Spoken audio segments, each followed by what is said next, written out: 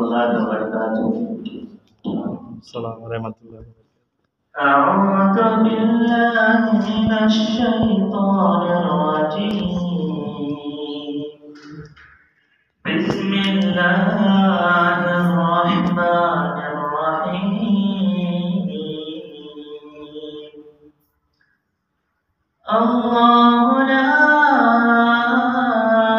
إله إلا هو الحي القيوم لا تأخذه سنة ولا نوم له ما في السماوات وما في الأرض. من ذا الذي يشفع عنده إلا بإذنه يعلم ما بين أيديهم وما خلفهم ولا يحيطون بشيء من علمه إلا بما شاء وسع كرسيه السماوات والأرض ولا يئوده حفظهما وهو العلي العظيم.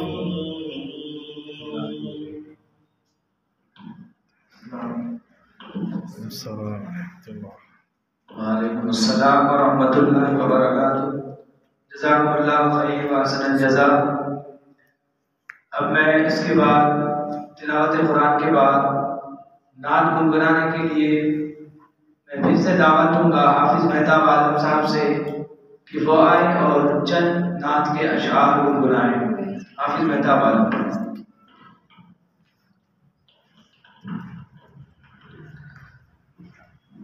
السلام علیکم. وعلیکم السلام ورحمۃ اللہ.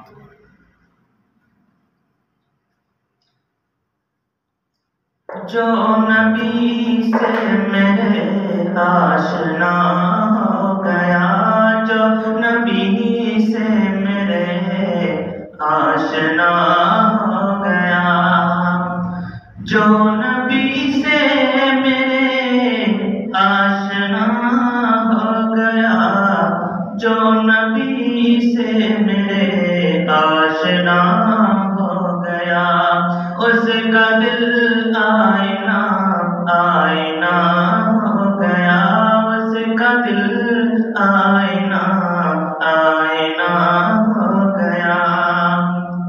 کہہ رہا ہے خدا خود یہ قرآن میں, کہہ رہا ہے خدا یہ قرآن میں, کہہ رہا ہے خدا خود یہ قرآن میں, جو نبی کا ہوا وہ میرا ہو گیا, جو نبی کا ہوا وہ میرا ہو گیا.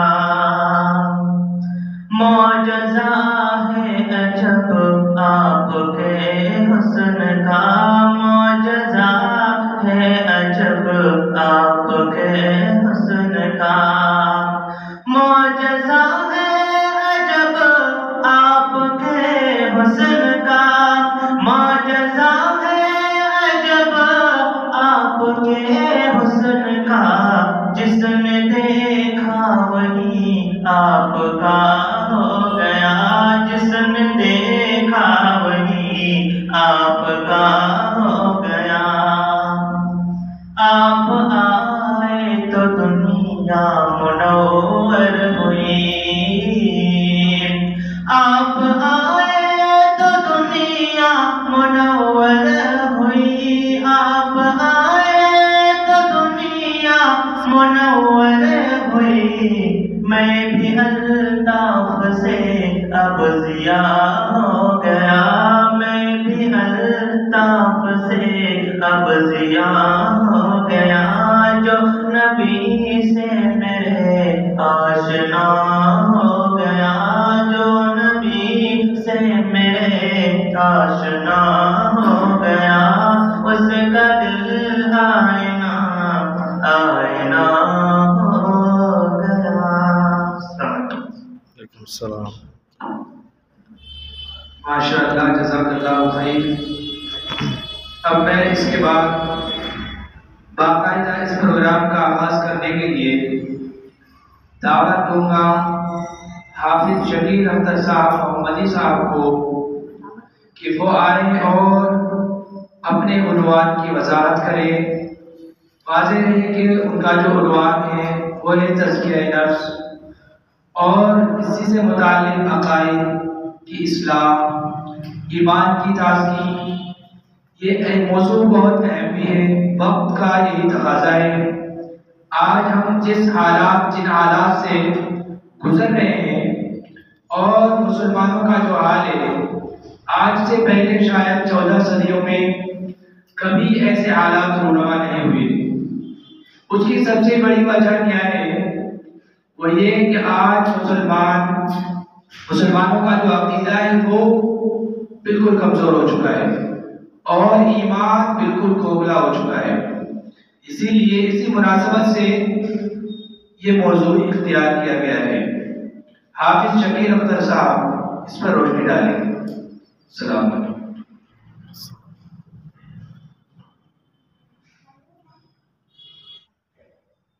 السلام علیکم ورحمۃ اللہ وبرکاتہ. وعلیکم السلام ورحمۃ اللہ وبرکاتہ. الحمد للہ رب العالمین والصلاة والسلام على أشرف الأنبياء والمرسلين محمد وآله وصحبه أجمعين. أما بعد، فأعوذ بالله من الشيطان الرجيم. بسم الله الرحمن الرحيم. وَلَقَدْ بَعَثْنَا فِي كُلِّ أُمَّةٍ رَسُولًا أَنِ اعْبُدُوا اللَّهَ وَاجْتَنِبُوا الطَّاغُوتَ.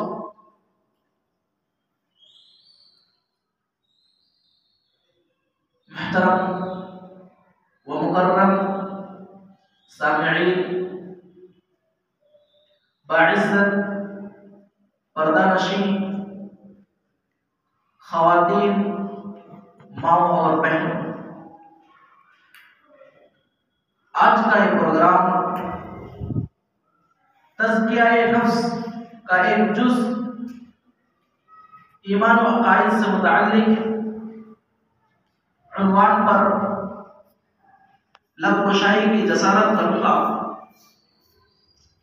امید ہے کہ آپ سب بغور سماعت کریں گے اور اس سے زیادہ عمل کی کوشش کریں گے.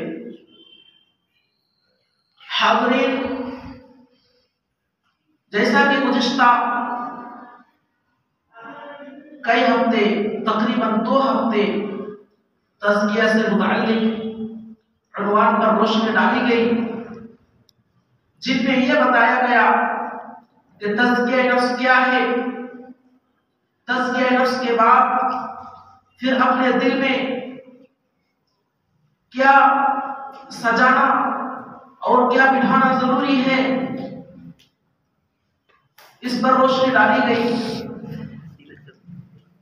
تزکیہ نفس کا مطلب کیا ہے؟ شخصی تربیت، ذاتی اصلاح، اسے کہتے ہیں تزکیہ نفس. اپنے دلوں سے گندگی کو، زن آلود چیزوں کو، شرک و بدعت کو دور کر دینا اور گناہوں سے بچنا اور اپنے دل میں حب رسول اور اللہ کی محبت کو سجانا، اسے کہتے ہیں تزکیہ نفس.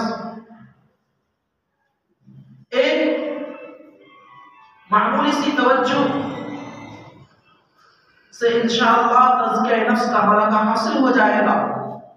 ہر مسلمان کے لیے فرض ہے کہ وہ ذاتی اصلاح، شخصی تربیت اور تزکیہ نفس کا اہتمام کریں تاکہ محبوب الہی بندہ بن کر دنیا و آخرت دونوں جہاں میں سرخروئی حاصل کر سکے.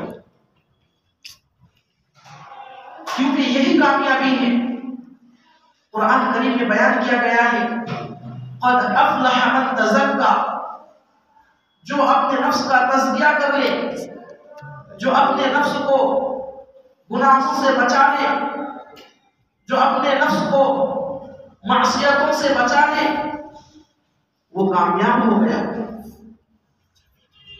ابراہیم علیہ السلام نے کعبہ تعمیر کرنے کے بعد کئی دعائیں کی، ان میں سے ایک دعا اللہ رب العزت سے یہ مانگی ربنا وابعث فیہم رسولا منہم یتلو علیہم آیاتک ویعلمہم الکتاب والحکمۃ ویزکیہم، یا اللہ تو اس شہر میں انہی میں سے ایک رسول بھیجنا جو تیری آیتوں کی تلاوت کرے، لوگوں کو تعلیم دے اور ان کا تزکیہ کرے۔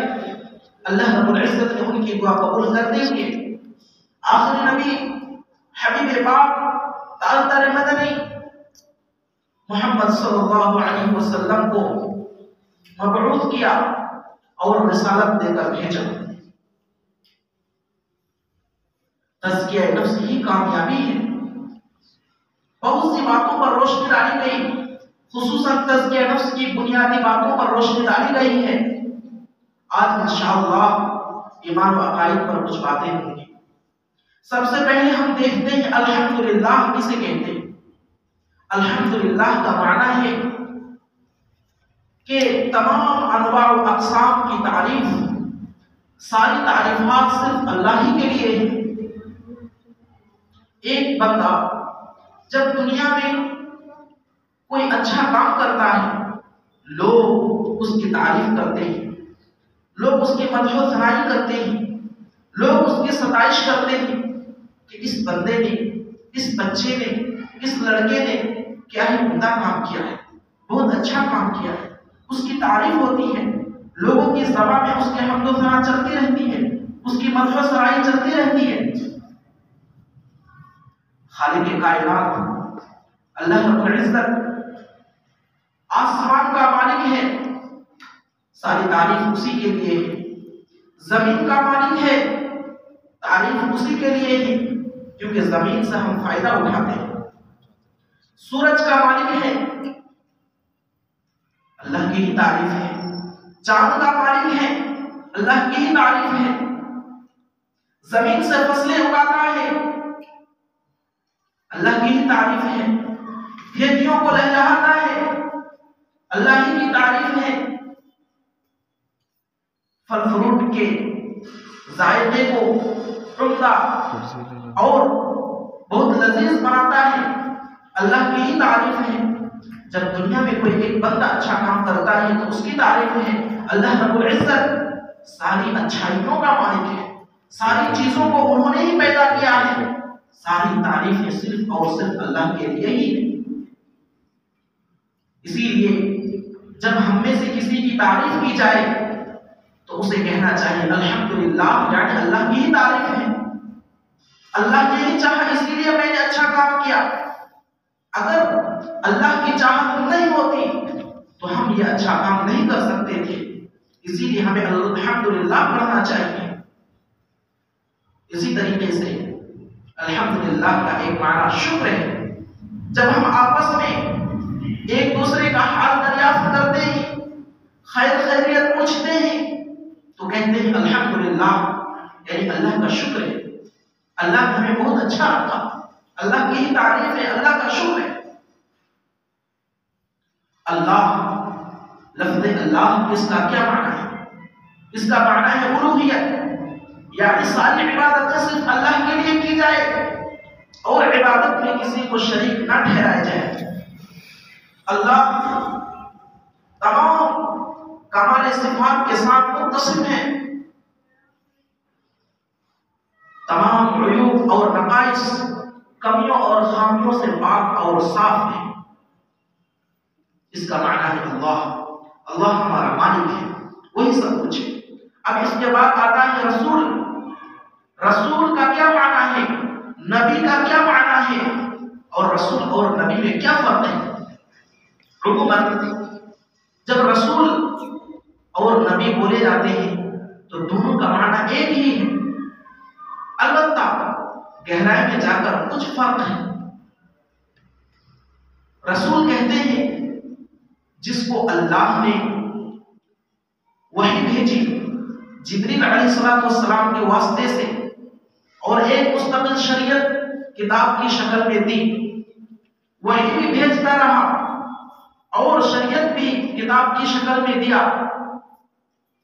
وحی کے ذریعے لوگوں کو برائیوں سے روکنا اور اچھائیوں کی طرف بلانا، امر بالمعروف کرنا یعنی نیکیوں کی طرف بلانا، خیر خواہی کی طرف بلانا، والنہی عن المنکر اور برائیوں سے روکنا وحی کے ذریعے، اور مستقل ایک کتاب بھی تھی، اسے رسول کہتے ہیں، کتاب رسالہ اسی لیے رسول کہتے ہیں، وحی بھی اور رسالہ بھی اسی لیے انہیں رسول کہتے ہیں۔ نبی کا مطلب ہے کہ صرف اللہ رب العزت ان کی طرف وحی کرتے تھے کہ تم سمجھاؤ لوگوں کو برائیوں سے روکو، لوگوں کو شرک و بدعات سے روکو، لوگوں کے دلوں سے شرک کی غلاظت دور کرو اور لوگوں کو دین کی طرف بلاؤ، ایک اللہ کی طرف بلاؤ۔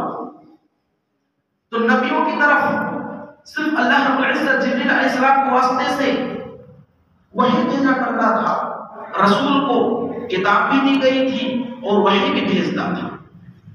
اور اس طرح کچھ جو قرآن کریم میں بیان کیے گئے ہیں 4 رسول ہیں، اس کے علاوہ لا تعداد ہیں، بے شمار ہیں، بے شمار اللہ نے کتابیں دی، بے شمار اللہ نے کتابیں بھیجی، بے شمار رسول بھیجے، جن کی تعداد اور جن کی شمار، جن کی گنتی اللہ رب العزت کو ہی معلوم ہے، مگر قرآن و احادیث میں سے جو پتہ چلتا ہے وہ یہ کہ 4 نبیوں کو رسالت دی گئی تھی، مستقل شریعت دی گئی تھی، ان کے علاوہ بھی ہیں مگر قرآن و حدیث میں 4 ہی بیان کیے گئے۔ ایک تورات، زبور، انجیل، قرآن، یہ 4 کتابیں نازل کی گئی تھی۔ تو معلوم ہوا کہ نبی کون ہے اور رسول کون ہے، ان دونوں کے درمیان فرق کیا ہے۔ ہر رسول نبی ہے مگر ہر نبی رسول نہیں ہے۔ اب اس کے بعد ایک لفظ آتا ہے ہدایت، کیونکہ جتنے انبیاء اور رسولوں کو بھیجا گیا تھا انہیں لوگوں کو ہدایت کے لیے بھیجا گیا تھا۔ ہدایت کا کیا معنی ہے ہم جانتے ہیں، ہدایت کے 2 معنی ہیں۔ پہلا معنی ہے رہنمائی کرنا، ارادۃ الطریق، راستہ بتلا دینا۔ انبیاء رسول یہ ہمیں راستہ بتلا دیتے تھے، جس کی طرف قرآن کریم میں ارشاد ہے لِكُلِّ قَوْمٍ ہاد، ہر قوم کے لیے ایک ہادی یعنی ایک ہدایت دینے والا، ایک رہنمائی کرنے والا بھیجا تھا۔ اور قرآن کریم میں ارشاد ہے وَإِنَّكَ لَتَهْدِي إِلَى صِرَاطٍ مُسْتَقِيمٍ، اے نبی آپ لوگوں کو سیدھی راہ کی طرف بلائیے، آپ لوگوں کو سیدھی راہ کی رہنمائی کیجیے، یہ بتائیے کہ یہ جنت کا راستہ ہے اور یہ جہنم کا راستہ ہے۔ جنت تک پہنچنے کے لیے تمہیں یہ کام کرنا ضروری ہے اور ان کاموں سے بچنا ہے، اور اگر تم ان کاموں کا ارتکاب کرو گے، ان برائیوں میں ملوث ہو جاؤ گے تو پھر جنت کے راستے سے بھٹک کر جہنم میں چلے جاؤ گے۔ رسول کا کام تھا، نبیوں کا کام تھا صرف رہنمائی کرنا، بتلانا۔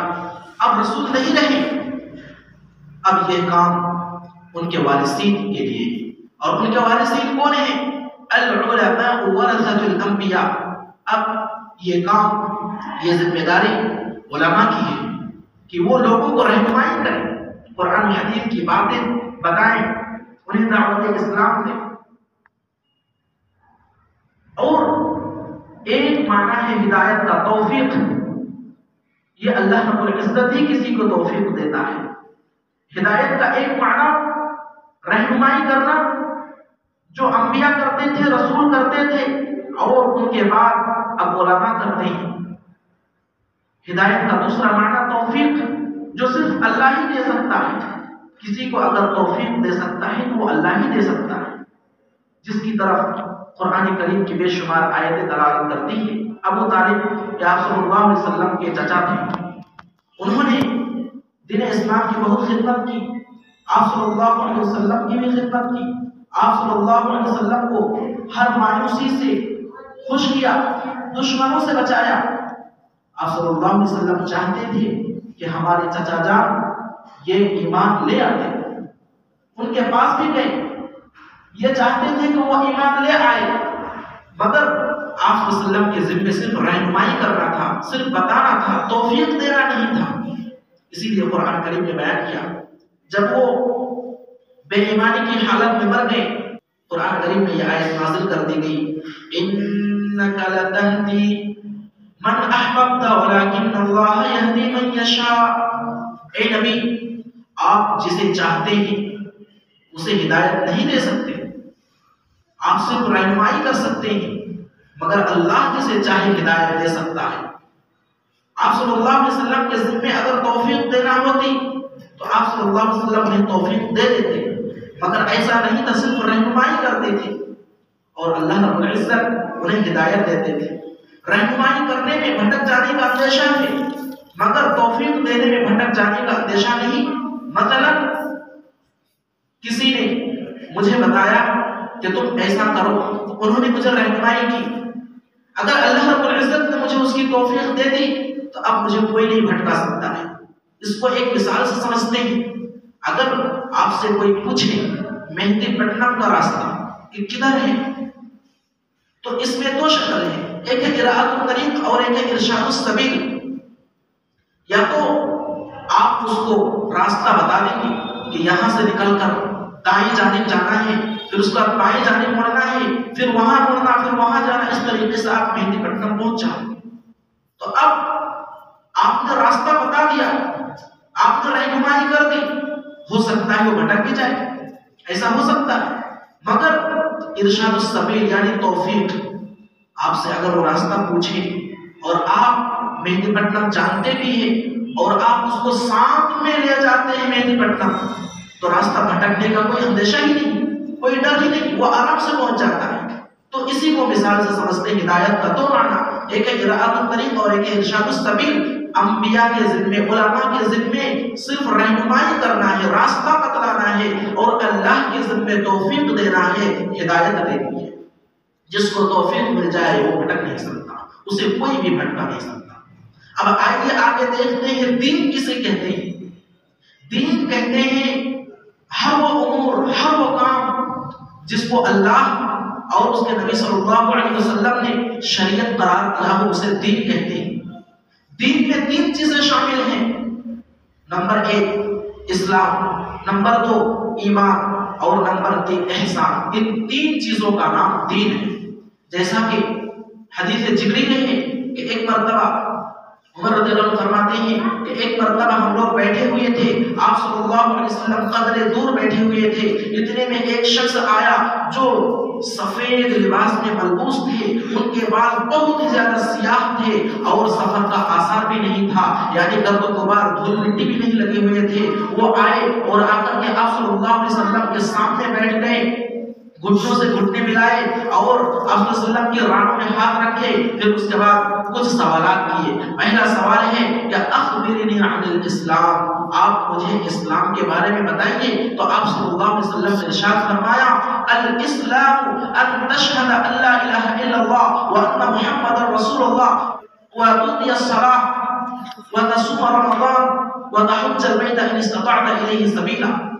اسلام یہ ہے کہ تم یہ گواہی دو کہ اللہ کے علاوہ کوئی معبود نہیں، اور نبی صلی اللہ علیہ وسلم اللہ کے رسول ہیں، وتقیم الصلاۃ، اور نماز قائم کرو، وتصوم رمضان، اور رمضان کے روزے رکھو، وتؤتی الزکاۃ، اور زکات ادا کرو، وتحج البیت ان استطعت الیہ سبیلا، اور بیت اللہ کا حج کرو اگر اس کی استطاعت رکھتے۔ معلوم ہوا اسلام پانچ چیزوں کا نام ہے۔ اسلام کے ارکان 5 ہیں، آپ یہ یاد رکھ لیں۔ اگر کوئی آپ سے پوچھے کہ اسلام کے ارکان کتنے ہیں تو آپ بتائیں کہ 5 ہیں اور ان پر عمل بھی کرنا ہے۔ صرف پوچھنے کے لیے کوئی سوال کر اسی لیے یاد نہیں کرنا، بلکہ اس کے تقاضوں پر عمل بھی کرنا ہے۔ نمبر 1 شہادت دینا یعنی کلمہ توحید پڑھنا، اور نمبر 2 نماز قائم کرنا، نمبر 3 زکوٰۃ ادا کرنا، نمبر 4 رمضان کے روزے رکھنا، اور نمبر 5 استطاعت رکھنے والوں پر حج کرنا۔ یہ اسلام کے 5 ارکان ہیں۔ اس کے بعد بتایا اخبرنی عن الایمان، ایمان کے بارے میں بتائیے، تو آپ صلی اللہ علیہ وسلم نے ارشاد فرمایا الایمان ان تؤمن باللہ وملائکتہ وکتبہ ورسلہ والیوم الآخر والقدر خیرہ وشرہ من اللہ تعالی والبعث بعد الموت۔ ایمان کے 6 ارکان ہیں۔ نمبر 1 اللہ پر ایمان لانا، نمبر 2 فرشتوں پر ایمان لانا، نمبر 3 اللہ کی آسمانی کتابوں پر ایمان لانا، اور نمبر 4 رسولوں پر ایمان لانا، نمبر 5 اچھی بری تقدیر پر ایمان لانا، اور نمبر 6 مرنے کے بعد دوبارہ اٹھائے جانے پر اور قیامت کے دن پر ایمان لانا۔ یہ ایمان کے 6 ارکان ہیں، اسے بھی یاد رکھیں۔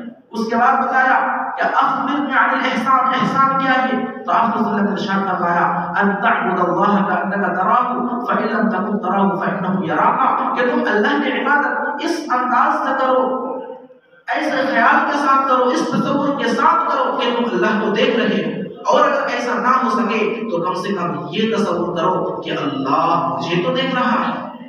یہ احسان، 3 چیزوں کا نام دین ہے۔ نمبر 1 اسلام جس کے ارکان 5 ہیں، نمبر 2 ایمان جس کے ارکان 6 ہیں، اور نمبر 3 احسان جس کا معنی یہ بتایا گیا کہ اس تصور سے اللہ کی عبادت کی جائے کہ آپ اللہ کو دیکھ رہے ہیں۔ کوئی بھی عبادت، صرف نماز ہی نہیں، آپ کوئی بھی عبادت کریں اس وقت یہ سوچے کہ میں اللہ کو دیکھ رہا ہوں یا اللہ مجھے دیکھ رہا ہے، اسے کہتے ہیں دین۔ اس کے بعد آتا ہے لا الہ الا اللہ محمد رسول اللہ۔ لا الہ الا اللہ کا معنی کیا ہے؟ لا الہ الا اللہ کا معنی تو نفی اور اثبات۔ پہلے نفی، لا الہ کوئی معبود نہیں، دنیا میں کوئی معبود نہیں الا اللہ مگر اللہ، یعنی صرف ایک اللہ ہے، اس بات کرنا ہے صرف ایک اللہ، اس کے علاوہ کوئی معبود نہیں۔ محمد الرسول اللہ، اس کا مطلب کیا ہے؟ محمد اللہ کے رسول ہیں۔ اللہ رب العزت نے نبی محمد صلی اللہ علیہ وسلم کو رسول بنا کر بھیجا، مستقل کتاب دے کر بھیجا جس کا نام ہے قرآن، اس پر عمل کرنا ہے۔ رسول اللہ صلی اللہ علیہ وسلم جن چیزوں کو ہمیں کرنے کے لیے کہا ان چیزوں پر عمل کرنا ہے، اور جن چیزوں سے منع کیا ہے ان چیزوں سے رک جانا ہے۔ اللہ رب العزت خود قرآن کریم میں ارشاد فرماتے ہیں ما آتاكم الرسول فخذوه وما نهاكم عنه فانتهوا۔ رسول صلی اللہ علیہ وسلم تمہیں جو کچھ بھی دے اس پر اسے لے لو اور مضبوطی سے تھام کر اس پر عمل کرو، اور جن چیزوں سے تمہیں منع کرے اس سے رک جاؤ۔ محمد رسول اللہ صلی اللہ علیہ وسلم کا مطلب یہ ہے۔ محمد رسول اللہ صلی اللہ علیہ وسلم کو کلمہ توحید کے ساتھ لانا ضروری ہے؟ جی ہاں ضروری ہے، کیونکہ اس کے بغیر ایمان مکمل ہو ہی نہیں سکتا۔ قرآن کریم میں ارشاد ہے وَرَفَعْنَا لَكَ ذِكْرَكَ، اے نبی ہم نے آپ کی شان کو بلند کیا۔ اس کی تفسیر حدیث قدسی ہے کہ اِذَا ذُكِرْتُ ذُكِرْتَ مَعِي، کہ اے نبی جب میرا نام لیا جائے گا تب تمہارا بھی نام لیا جائے گا۔ کوئی مسلمان بنے میرے نام کے ساتھ، جہاں لا الہ الا اللہ پڑھے وہیں پر محمد رسول اللہ بھی پڑھتا ہوگا، اس کے بغیر ایمان مکمل نہیں۔ اذان کے کلمات میں جہاں اشہد ان لا الہ الا اللہ کہتا ہے وہیں پر اشہد ان محمد رسول اللہ بھی کہنا ضروری ہے، ورنہ اذان اور اقامت نہیں ہو۔ اسی طرح جب نماز پڑھے تشہد میں جہاں اشہد ان لا الہ الا اللہ کہتے وہیں پر اشہد ان محمد رسول اللہ بھی کہنا ضروری ہے، ورنہ اس کی نماز ہی نہیں ہوتی۔ تو اسی لیے مسلمان بننے کے لیے، کلمہ توحید مکمل کرنے کے لیے محمد رسول اللہ صلی اللہ علیہ وسلم کو جوڑنا ضروری ہے۔ کیا لا الہ الا اللہ محمد رسول اللہ صرف زبان سے ہی اقرار کر لیں کافی ہے، یا اس کے تقاضوں پر بھی عمل کریں؟ جی ہاں، صرف لا الہ الا اللہ محمد رسول اللہ صلی اللہ علیہ وسلم کہنا کافی نہیں، بلکہ یہ کہہ لینے کے بعد اس کے تقاضوں پر عمل کرنا ہے۔ تقاضے کیا ہے؟ لا الہ الا اللہ، آپ نے اقرار کر لیا کہ ایک اللہ ہے، اللہ رب العزت نے ہمیں جو کچھ بھی بتایا ہے ان سب پر عمل کرنا، جن چیزوں کا حکم دیا ہے ان چیزوں پر عمل کرنا، جن چیزوں سے روکا ہے ان چیزوں سے رک جانا، یعنی اللہ کے اوامر و نواہی کو بجانا، اور رسول اللہ صلی اللہ علیہ وسلم نے جو کچھ ہمیں بتایا ہے اس پر عمل کرنا، اور جن چیزوں سے روکا ہے ان سے رک جانا، تب وہ مکمل اور کامل ایمان والا کہلائے گا، ورنہ نہیں۔ اب آئیے دیکھتے ہیں توحید کسے کہتے ہیں؟ توحید کا مطلب ہے وحد یوحد توحیدا، یعنی اللہ کو ایک ماننا، اللہ کو ہر چیز میں ایک ثابت کرنا۔ ہمارا خالق ایک اللہ ہے، ہمارا مالک کون ہے؟ ایک ہے، وہ اللہ ہے۔ ہمارا رازق کون ہے؟ وہ ایک ہے، اللہ ہے۔ ہمیں بیمار اور شفا عطا کرنے والا کون ہے؟ وہ اللہ ہے۔ ہماری بگڑی بنانے والا کون ہے؟ وہ اللہ ہے۔ حاجت کون پوری کرتا ہے؟ ایک اللہ ہے۔ اسے کہتے ہیں توحید۔ توحید کی 3 قسمیں ہیں، اسے جان لیں۔ توحید الوہیت، توحید ربوبیت اور توحید فی الاسماء والصفات۔ توحید الوہیت کہتے ہیں کہ صرف اللہ کے لیے ہی عبادت کی جائے، اس کے علاوہ اور کسی کی عبادت نہ کی جائے، صرف اللہ کے سامنے ہی سر سجود ہوا جائے، اس کے علاوہ کسی کے سامنے ماتھا نہ ٹیکا جائے، جو کچھ بھی مانگے اللہ رب العزت سے مانگے۔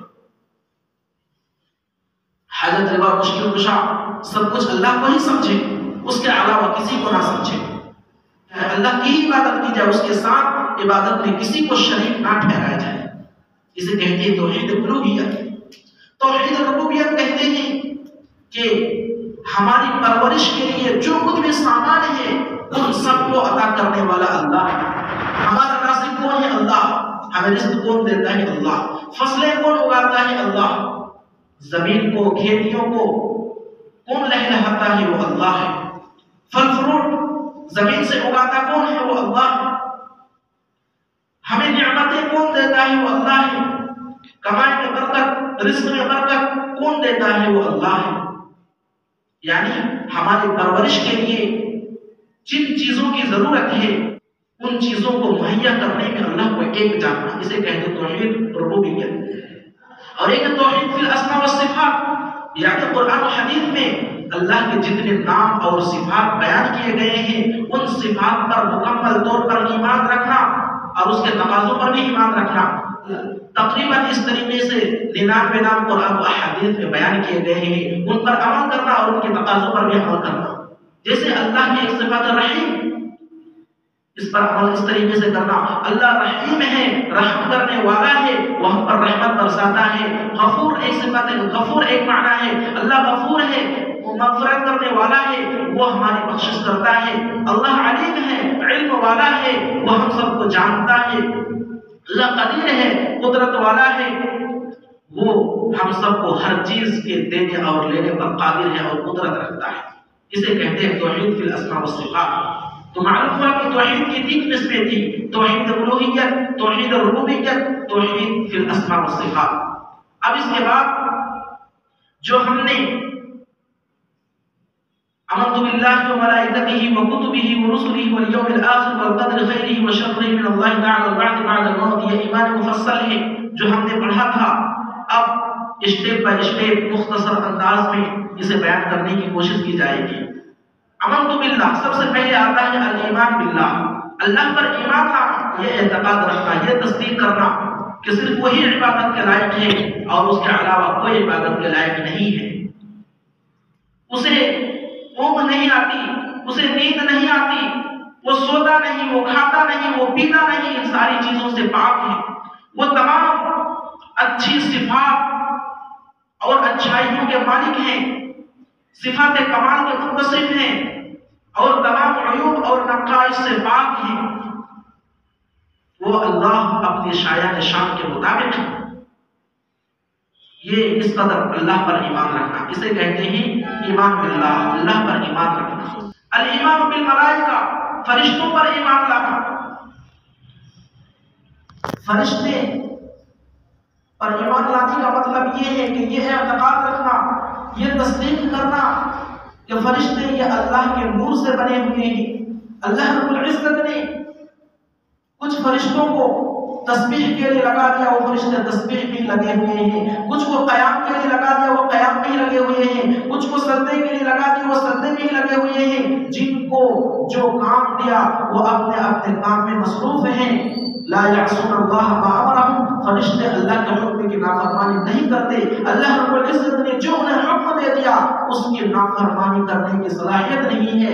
انسان تو حکم کی نافرمانی کر سکتا ہے، انسان کے اندر اللہ کے حکم کی نافرمانی کرنے کی صلاحیت ہے، مگر فرشتوں کے اندر اللہ کے حکم کی نافرمانی کرنے کی صلاحیت نہیں ہے۔ وَيَفْعَلُونَ مَا يُؤْمَرُونَ، اللہ رب العزت نے جس فرشتے کو جو ڈیوٹی دے دی ہے، جو ذمہ داری دے دی ہے، اسی ذمہ داری کو وہ پورا کرتا ہے۔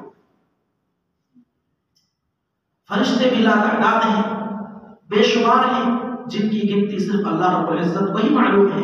جیسا کہ روایت میں ہے بیت اللہ کے سیدھے ڈائریکشن میں اوپر 7ویں آسمان پر اسی طرح ایک بیت المعمور بھی قائم ہے۔ روزانہ 70,000 فرشتے طواف کرتے ہیں، چکر لگاتے ہیں، اور جو ایک مرتبہ چکر لگا دے اتنے فرشتے ہیں دوبارہ ان کی باری واپس لوٹتے ہی نہیں ہیں۔ تو فرشتوں کی صحیح تعداد اللہ کو ہی معلوم ہے، بے شمار فرشتے ہیں، مگر جن فرشتوں کو قرآن و احادیث میں بیان کیا گیا ہے ان فرشتوں کی جانکاری تفصیل وار ہمیں ہونی چاہیے، جیسے جبریل، میکائیل، اسرافیل، ملک الموت، جنت کے محافظ فرشتے، رضوان، جہنم کے محافظ فرشتے، نگراں فرشتے، نگہبان فرشتے، مالک، اور اس طریقے سے اللہ کا عرش کو کل قیامت میں اٹھانے والے 8 فرشتے، ان پر ہمیں تفصیل وار معلومات رکھنا اور جانکاری رکھنا ضروری ہے۔ اب اس کے بعد آتا ہے الایمان بالکتب، اللہ کی کتابوں پر ایمان لانا، یہ اعتقاد رکھنا، یہ تصدیق کرنا کہ اللہ رب العزت نے کتابوں کو نازل کیا ہے اور اس کی تعداد اللہ کو ہی معلوم ہے، مگر قرآن و احادیث میں صرف 4 بیان کیے گئے ہیں۔ تورات موسیٰ علیہ السلام پر، زبور داؤد علیہ السلام پر، انجیل حضرت عیسیٰ علیہ السلام پر، اور قرآن حضرت محمد صلی اللہ علیہ وسلم پر۔ قرآن کریم ایک ایسی کتاب ہے جس میں کوئی تحریف اور تبدیل نہیں ہو سکتی، کیونکہ اس کی حفاظت کی ذمہ داری خود اللہ رب العزت نے لی ہے۔ اللہ رب العزت ارشاد فرماتے ہیں اِنَّا نَحْنُ نَزَّلْنَا الذِّكْرَ وَإِنَّا لَهُ لَحَافِظُونَ، کہ ہم نے ہی قرآن کریم کو نازل کیا ہے اور اس کی حفاظت کی ذمہ داری ہم ہی لیتے ہیں۔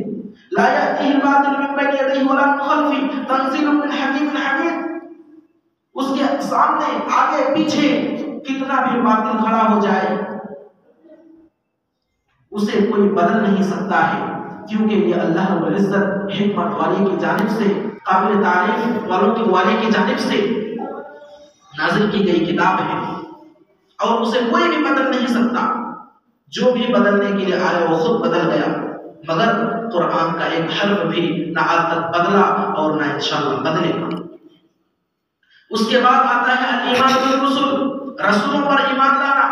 جیسا کہ رسول کی تعریف گزر چکی کہ رسول وہ ہے جن کو اللہ رب العزت وحی بھی بھیجتے تھے اور مستقل شریعت بھی دیتے تھے، انہیں رسول کہتے ہیں۔ رسولوں کو اللہ رب العزت نے جنت کی خوشخبری بنا دینے والا اور جہنم سے ڈرانے والا بنا کر بھیجا۔ قرآن کریم میں ارشاد ہے رسلا مبشرین ومنذرین لئلا یکون للناس علی اللہ حجۃ بعد الرسل، کہ جتنے رسول آئے ہیں سب کو اللہ رب العزت نے جنت کی خوشخبری دینے والا بنا کر اور جہنم سے ڈرانے والا بنا کر بھیجا ہے، تاکہ کسی پر کوئی حجت باقی نہ رہے۔ وَلَقَدْ بَعَثْنَا فِي كُلِّ أُمَّةٍ رَسُولًا أَنِ اعْبُدُوا اللَّهَ وَاجْتَنِبُوا الطَّاغُوتَ، اور ہر امت میں اللہ رب العزت نے ایک نبی کو بھیجا ہے، ہر امت میں۔ تو یہ رسولوں پر اس قدر ایمان رکھنا۔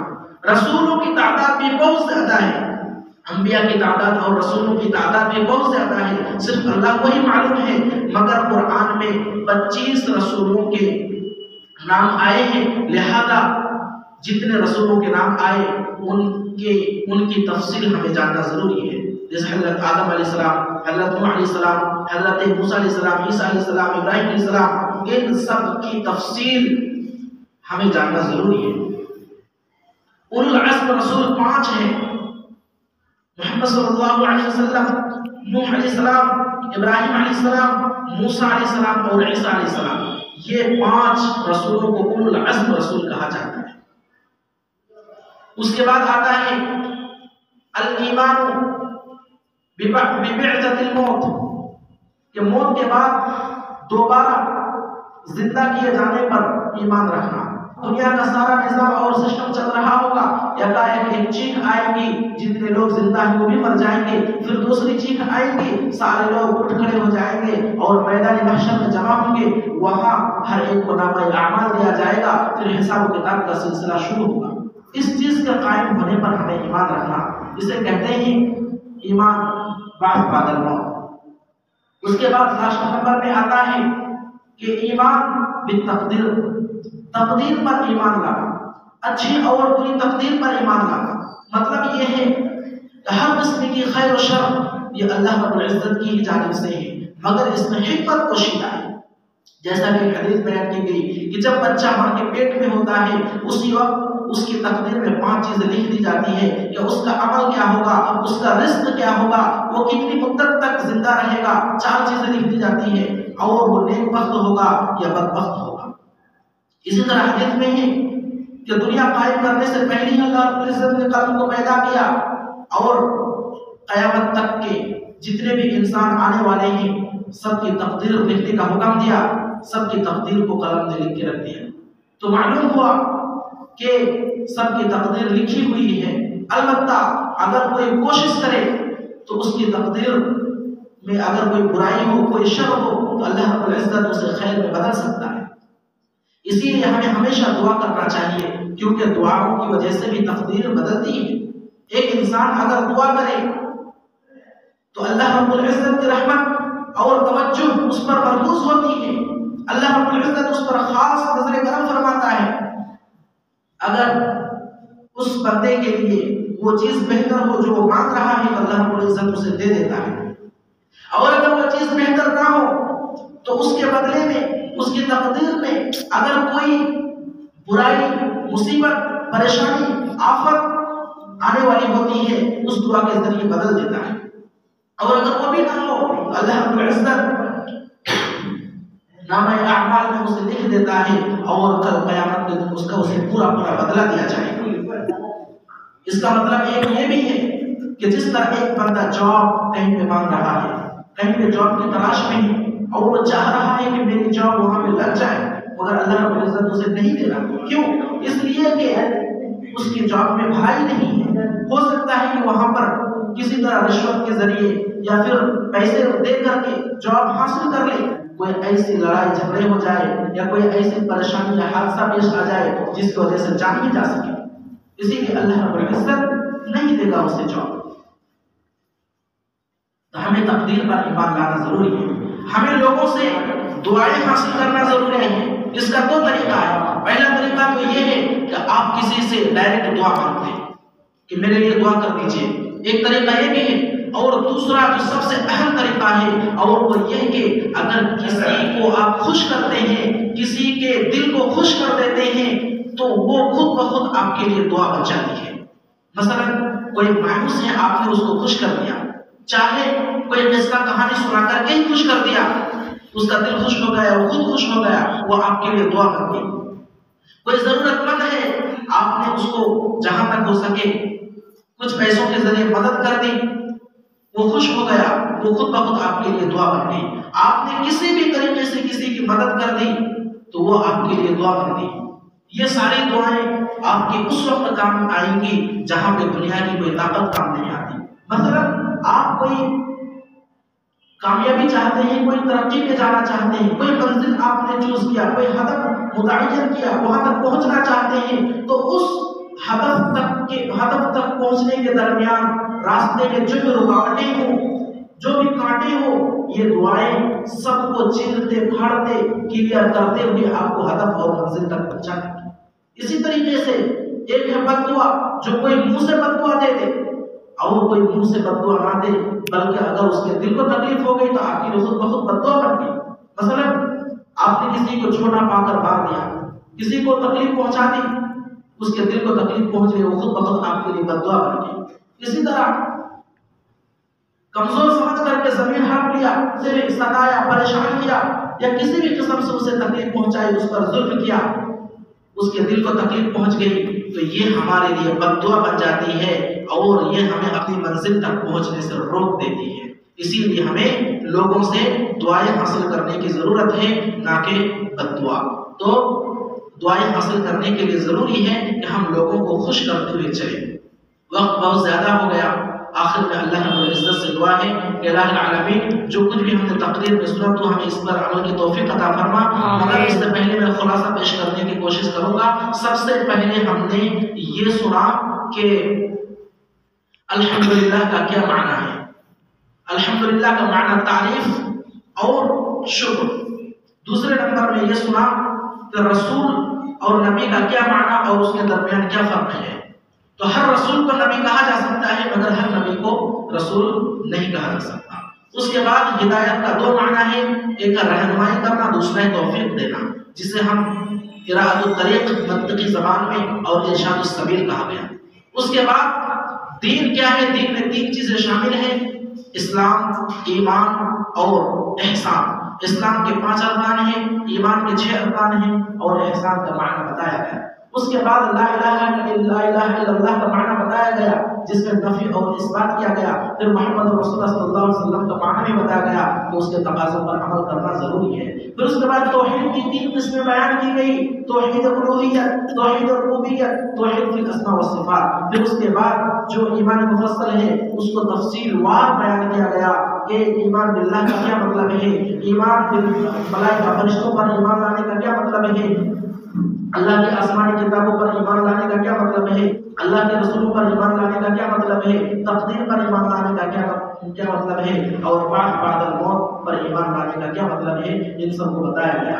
آخر میں اللہ رب العزت سے دعا ہے کہ الہ العالمین تو ہم سب کو تزکیہ نفس کرنے کی توفیق عطا فرما، آمین۔ الہ العالمین تو ہم سب کو ایمان مضبوط بنانے کی توفیق عطا فرما، آمین۔ الہ العالمین تو ہمیں عقائد کی اصلاح کی توفیق عطا فرما، آمین۔ الہ العالمین تو ہم سب کو اچھی اور بری، اچھائی اور برائی کے درمیان تمیز کرنے کی توفیق عطا فرما، آمین۔ الہ العالمین جتنے لوگ یہاں پر موجود ہیں اور جتنے موجود نہیں ہیں سب کے گناہ خطاؤں کو بخش دے، آمین۔ الہ العالمین جتنے لوگ دنیا سے رحلت کر گئے ہیں ان کو تو بخش دے، آمین۔ ان کی قبروں کو سکون کا گھر بنا دیجیے، آمین۔ الہ العالمین جب تک تو ہمیں زندہ رکھ، ایمان پر باقی رکھ اور ہمارا خاتمہ کلمہ توحید کے ساتھ ہو، آمین۔ وآخر دعوانا الحمدللہ رب العالمین۔ السلام علیکم ورحمۃ اللہ وبرکاتہ۔